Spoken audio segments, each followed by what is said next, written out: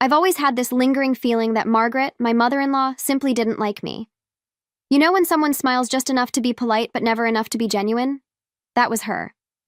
For years, I told myself it didn't matter, that some women were born warm and others were born refrigerated. But then, out of nowhere, she started inviting me over every Thursday after work, just the two of us. And suddenly, I didn't know what to make of her. The first time she asked, I was so stunned I'm pretty sure my eyebrows touched my hairline. Margaret never sought me out, so hearing her say, "Come over on Thursdays, darling. We should get closer," felt like stepping into an alternate universe. I said yes because honestly, who refuses a peace offering? And a part of me, maybe the naive part, wondered if she genuinely wanted a relationship with me. I wanted to believe that. Over the next few weeks, something strange happened. I started to soften. Her tea tasted like memories I wanted to keep, and her small talk didn't feel like small talk anymore. She asked about my job, my mother, my childhood, like she actually cared. And for the first time since marrying Eric, I felt like I belonged in that family. Still, every time I drove home afterward, a little voice whispered that something about her sudden affection didn't sit right. And I tried so hard to ignore it, not knowing how much that voice already knew. Every Thursday became a ritual I didn't know I needed. I'd arrive tired from work, and she'd already have the kettle whistling like it had been waiting just for me. She'd insist I sit, relax, breathe. And honestly, as someone constantly juggling deadlines, errands, and the emotional maintenance of a marriage, that small act felt like a gift. It was unsettling how quickly comfort crept in. I caught myself looking forward to it more than I wanted to admit. She started sharing stories from her past, too, pieces of her life Eric never mentioned, moments of joy, moments of pain, even moments where she said she felt invisible in her own home. And sitting there, hearing her voice tremble at certain memories, I felt a tug in my chest. I saw a different version of her, one Eric never bothered to show me. Maybe that's why I opened up in return. It felt safe. It felt mutual. It felt overdue.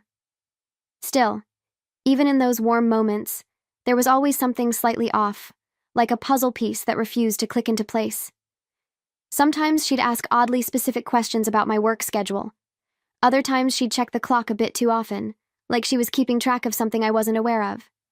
I brushed it off as habit. Older people loved routines. But deep down, a small shiver would run through me, hinting that maybe this wasn't just about bonding. Maybe something else was quietly taking shape beneath the surface, waiting for the right moment to show itself. One thing I kept noticing, no matter how much tea we drank or how many stories we shared, was that Margaret never mentioned Eric. Not once. It was almost comical, honestly. She could talk for hours about her garden, her neighbors, her late husband, but her only son? Silence. At first, I thought it was just her way of letting me be the star for once. But then I started wondering if avoiding his name was intentional. And that thought settled on me like a cold draft under a locked door. There were Thursdays when she seemed nervous, even if she tried to hide it with a tight smile. Her hands would tremble when she poured tea. She'd ask the same question twice. She'd glance toward her phone as if expecting a message. And every time I asked if everything was all right, she'd wave it off with a soft, "Oh, darling, don't fuss." But something about the way she said it felt rehearsed, like she'd practiced brushing me away before I arrived. It made the air around us feel heavier, like something unsaid kept hovering. Still, a strange part of me clung to the idea that maybe, just maybe, I was finally being accepted, that after years of cold stares and stiff hugs, she had chosen to open her world to me. And I wanted that so badly it was easy to overlook the small details that didn't add up. Details that later would feel painfully obvious. But back then, I was just grateful for the company, completely unaware that these Thursdays were never about bonding, and that a single missed visit would pull the curtain back on everything I wasn't supposed to see. That Thursday started like any other, until it didn't. I remember sitting at my desk trying to finish a report, when a wave of nausea hit me so hard, I had to grip the edge of the table. It felt like the room tilted for a second, like my body knew something my mind hadn't caught up to yet. I texted Margaret, apologizing for canceling, and even added a heart at the end. Funny how we try to soften things for people who would never do the same for us. She replied instantly, almost too instantly, telling me to rest. Driving home felt like pushing through fog, both outside and inside my head. My stomach twisted, my temples throbbed, and all I wanted was silence and my couch. I remember thinking I'd take a long shower, curl into a blanket, maybe even binge something stupid on TV. Nothing dramatic, nothing unusual. And yet, as I got closer to my house, this tiny prickle crept up my spine, like someone lightly dragging a fingernail along my nerves. I shook it off, blaming the nausea. I had no idea what I was about to walk into. When I opened the door, the first thing I heard wasn't silence. It was laughter. High, bright, flirty. The kind of laugh a woman makes when she feels desired. For a moment I froze, thinking maybe I misheard, maybe the TV was on, maybe Eric had a friend over. But then I heard his voice. Soft, playful, intimate. A tone he hadn't used with me in months. My heart stuttered, slamming hard against my ribs, and my breath hitched in my throat. Instinct pushed me forward, step by step toward the kitchen, carrying me straight into the truth I never asked for. I stepped into the hallway as quietly as I could, even though my pulse was pounding so loudly it felt like it echoed through the walls. And then I saw her. A woman I'd never met, sitting half naked on my kitchen counter like she belonged there. Legs crossed, hair tousled, wearing nothing but confidence and my husband's attention. And Eric, my Eric, was standing between her knees, smiling as he made coffee, like this was their morning ritual. The world around me seemed to shrink, the air turning thin as paper. It's strange what the body does in moments like that. You expect to crumble or scream or make everything in the room explode with the weight of your hurt. But I didn't do any of that. Instead, I felt myself go eerily still, like I'd stepped out of my own skin. There was no yelling, no trembling, no tears. Just a quiet, icy calm spreading through me, numbing everything it touched. I realized in that instant that pain can be loud, but betrayal, real betrayal, is silent. It's the kind of silence that rearranges you. I watched them for a fraction of a second longer, long enough to memorize the scene with sickening clarity. The steam from the coffee machine, his hand brushing her thigh, her giggle, light, practiced, and utterly unapologetic. That was the moment something inside me snapped, not violently, but cleanly, like a thread pulled from a sweater. I took one step back, then another, until I was out of their line of sight. And without saying a single word, I walked out of my own house, each step feeling like the first chapter of a story I never wanted to write. I don't even remember unlocking my car. My hands were shaking, but my mind felt strangely clear, almost too clear, like shock was tidying up my thoughts one by one. I sat in the driver's seat gripping the wheel as the reality settled over me, heavy, suffocating, impossible to swallow. It felt like someone had reached inside my chest and rearranged the pieces without asking. I wasn't crying yet. I wasn't angry yet.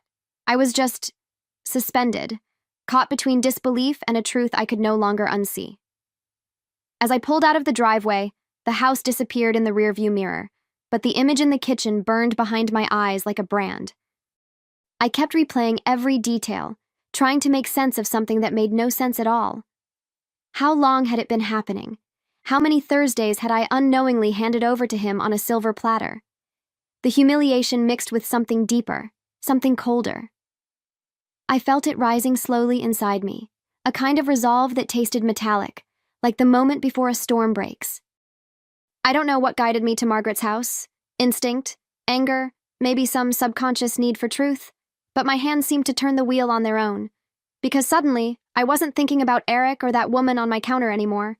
I was thinking about Margaret's tea, her clock watching, her nervous hands, her too sweet smile. And as I drove closer to her home, I felt the sickening possibility forming in the back of my mind. What if those Thursdays weren't kindness, but choreography? By the time I pulled up in front of Margaret's house, my entire body felt like it was vibrating. Not from fear. Fear would have been easier.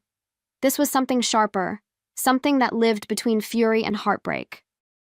I slammed the car door harder than I meant to, and climbed the steps with a kind of determination I didn't recognize in myself. Before I could think twice, I banged on her door, each hit echoing through my bones. When she opened it, her face softened in that familiar, polite way, and that alone nearly made me break. "Amy, darling, you look pale. What happened?" she asked, voice dripping with manufactured concern. The question hit me like a slap, because in that moment, standing on her porch, I knew she wasn't surprised to see me. Her eyes flicked over my face quickly, too quickly, almost assessing the damage before deciding on the correct expression. I felt my throat tighten, heat gathering behind my eyes, but I refused to let myself fall apart. Not in front of her. Not when the truth was crawling straight into the open. "Your son is cheating on me," I said, my voice shaking even though I tried to steady it. "Right now, in our kitchen." She blinked, just once, and something in her expression barely shifted. So small anyone else would have missed it. But I didn't. I was studying her like my life depended on it, watching every flicker of emotion. Instead of horror or shock, there was this tiny, fleeting tightening around her mouth, a momentary freeze, and that microsecond told me more than any confession ever could. When I said she didn't look surprised, Margaret's reaction was instant, but not in the way you'd expect from a mother hearing her son was caught cheating. She straightened her shoulders just a little too fast, almost like she'd rehearsed the movement. "Oh, dear, that's terrible," she murmured, her voice flat around the edges. Not shaky, not confused, just controlled. And that control felt sinister in a way I hadn't let myself consider until that moment. A chill slid down my spine, settling low in my stomach. I stared at her, searching her eyes for something real: guilt, regret, shock, anything human. But all I saw was calculation, a kind of mental shuffling, like she was rearranging her script to fit the situation I'd brought to her doorstep. "You're not surprised," I said, my voice dropping, cracking under the weight of the truth forming inside me. Her eyes widened, but again, too quickly, too perfectly, like a reflex instead of a reaction. "Of course I am," she snapped back, almost offended. And that was when I knew she was lying. It felt like my heart split in two, not from Eric this time, but from the woman who had smiled at me over tea for weeks. "Were the Thursday visits a distraction?" I asked, barely breathing. "So he'd have the house alone?" For a fleeting second, shorter than the blink of an eye, her face tightened. Just a small twitch, a crack in the mask she had been wearing. But I saw it. I caught it. And once you see a truth like that, you can't unsee it. Standing there, I felt something inside me break free, like I was finally stepping out of a fog I never knew I was trapped in. When she whispered, "Amy, you're upset. Let's talk." Something inside me snapped, not violently, but with a clarity so sharp it almost felt like relief. I held up my hand, stopping her cold, because I couldn't bear to hear another word from her carefully curated mouth. "Don't say another word." My voice didn't sound like mine. It was steadier, colder, older, and for the first time Margaret seemed genuinely shaken. Not by my pain, but by the fact that I'd finally seen her without the mask. I stepped back from her doorway, feeling the weight of every Thursday pressing into my chest. Those warm cups of tea, those soft stories, those gentle questions. They all rearranged themselves in my memory, revealing a pattern I had been too trusting to notice. The clock watching, the insistence. The sudden kindness. It wasn't affection, it was coordination, it was choreography. And Margaret wasn't a clueless bystander. She was part of the act, woven into the betrayal like a quiet, poisonous thread. The realization made my skin crawl. As I walked away from her house, the night air felt colder, sharper, almost sentient against my skin. Each step was heavy, but also strangely empowering, like I was carrying the truth with me instead of letting it choke me. Behind me, I heard her call my name. Once, then again, but I didn't turn back. I couldn't. Because the woman who pretended to welcome me into her home had also welcomed betrayal into mine. And as I reached my car, trembling, breath uneven, I realized this wasn't just about what Eric had done. It was about what they had done together, and what I was going to do next. On the drive home, something inside me shifted from shock to strategy. It was subtle at first, like the faint tightening of a muscle you didn't know you had. But with every mile, that feeling grew. I wasn't thinking about screaming or begging for answers. I wasn't thinking about Eric or the woman on my counter. I was thinking about proof, evidence, leverage, because if they had been orchestrating my humiliation behind closed doors, I would expose them in the brightest light possible, quietly, methodically, on my terms. The first thing I did was stop answering Eric's calls. The phone buzzed nonstop. Messages, missed calls, pathetic attempts at damage control. But I ignored all of it. Finally, I sent one text. Just one. I know everything. Watching those 3 words leave my phone felt like releasing a held breath I didn't know I'd been keeping for years. I imagined him reading it, imagined his face draining of color, imagined panic blooming in his chest. And for the first time that night, I felt a flicker of control return to me. I drove straight to the lawyer's office the next morning, running on adrenaline and whatever courage betrayal squeezes out of you. When I showed him the security footage, the woman in my kitchen, half naked, comfortable in my space, his face hardened. Then I showed him the messages from Margaret, the ones pushing those Thursday visits like she was arranging a weekly delivery. And as he connected the dots, his expression softened with something like pity, then sharpened with resolve. "Amy," he said, leaning forward, "what they did to you wasn't an accident. It was manipulation. Sabotage. You're going to win everything." And for the first time since stepping into that kitchen, I believed it. When the lawyer asked if I had more evidence, I almost laughed, because yes, I did. I had years of screenshots, messages, receipts, and a timeline that practically glued itself together now that I knew where to look. I never thought I'd be the kind of woman who needed these things, but somewhere deep down, maybe I always sensed that trust alone wasn't enough with Eric, or his mother. Laying it all out on the lawyer's desk felt like shedding a second skin, one made of excuses and denial. And underneath it all, there was nothing left but truth. But the part that hit the hardest was realizing how easily they had played me. All those Thursdays, those bonding moments, those cups of tea, they were cover. Distractions, smokescreens crafted by 2 people who smiled to my face while opening the door for another woman behind my back. The betrayal didn't just sting, it carved something new in me, a sharper version of myself. A version who refused to let humiliation be the final chapter. I didn't want revenge that was loud or chaotic. I wanted precision. I wanted consequences that tasted like their own medicine. That's when I decided to reach out to the woman from my kitchen, Lena. I didn't call her to scream or throw flames. I called because I wanted the truth from someone with no mask to hide behind. She sounded startled when she picked up, her voice small but steady. "Amy, I didn't think you'd want to talk to me." I told her I wasn't angry, not at her. I just needed the story straight, without Eric's lies or Margaret's manipulation. And when she agreed to meet, I felt the ground underneath me begin to solidify, piece by piece, as if the universe was finally shifting back into my hands. Meeting Lena was surreal in a way I can't fully describe. We sat across from each other in a quiet cafe, both of us holding cups we barely touched. She looked nervous, almost guilty, twisting her fingers like she wished she could rewind her choices. When I asked her how it all started, she hesitated for a moment. Then she told me everything. Eric had told her I worked late on Thursdays, that our marriage was distant, that I didn't pay attention to him. Lies he used like tools, shaping a story where he was the victim and I was the villain. Hearing it stung, but clarity has its own kind of power. What hit even harder was when she mentioned Margaret. "His mom said Thursdays were perfect," Lena whispered, her eyes darting around as if someone might be listening. "She said you were always out, that he deserved some happiness." My stomach tightened, heat rising up my chest like a slow-burning flame. So it wasn't just Eric bending the truth.